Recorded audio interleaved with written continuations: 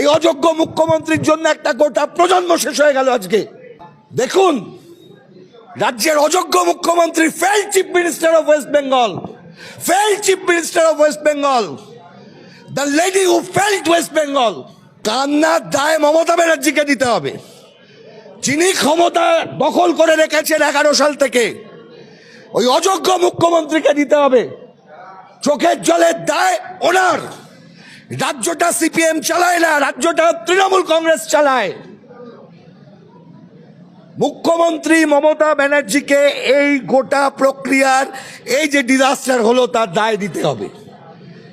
আজকে সেই দায়ের জায়গায় ওনাকে দায়বদ্ধ করানোর যে লড়াই, সেই লড়াইটা করতে হবে।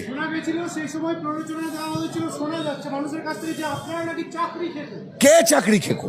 সরকার চালাবেন আপনি, আর চাকরি খাবে সিপিএম? সিপিএম তো শূন্য, সিপিএম তো শূন্য, কথায় কথায় শূন্য বলেন। কোন জায়গায় আমরা যাচ্ছি ভাববো না? এতগুলো পরিবারের কথা, লজ্জায় মাথা হেঁট হয়ে যাচ্ছে। আর আপনি বলছেন ওখানে কেলক কলেজে গিয়ে মমতা ব্যানার্জি বিশ্বজয় করেছেন। কেলক কলেজের ক্যান্টিনে বসে বিশ্বজয় করছেন, উল্টো দিকে হাঁটছেন। আর একদল স্তাবক, আইডেন্টিফাই দোজ পারসনস, যারা স্তাবকের মতন পিছন পিছন ছুটেছিল, খেলেছে, চাকরি গেছে। এদের পরিবারের দায়িত্ব মমতা ব্যানার্জির সরকারকে নিতে হবে।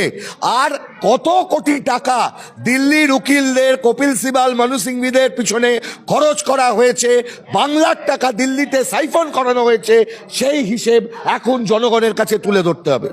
হচ্ছে যে জায়গাতে খুব পরিষ্কার করে সুপ্রিম কোর্ট বলে দিয়েছেন, যারা আইডেন্টিফাইড সবই এসএসসি, এখানে পরিষ্কার এসএসসি যেভাবে এই মামলায় ডিফেন্ড করেছেন তার উপরে দাঁড়িয়ে চলছি।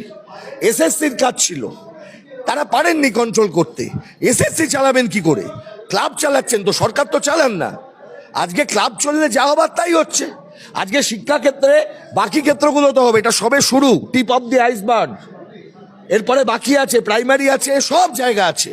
যারা ভাবছেন এই শান্তির বাতাবরণ চলবে, আর যারা ভাবছেন সিপিএম শূন্য হয়ে গেছে, সিপিএম শূন্য হয়ে গেছে, তোমরা শূন্য। দেখুন, সিপিএম শূন্য হয়েছে, কিন্তু পশ্চিমবঙ্গকে মমতা ব্যানার্জি শূন্য করে দিচ্ছেন, ছাড়খাড় করে দিচ্ছেন। দেখুন কি অবস্থার মধ্যে আজকে ছেলে দিলেন ছেলে মেয়েগুলোকে। কোথায় গেল সেই লোকগুলো যারা ছেলেগুলোকে তাতিয়ে রাস্তায় বসিয়েছিল?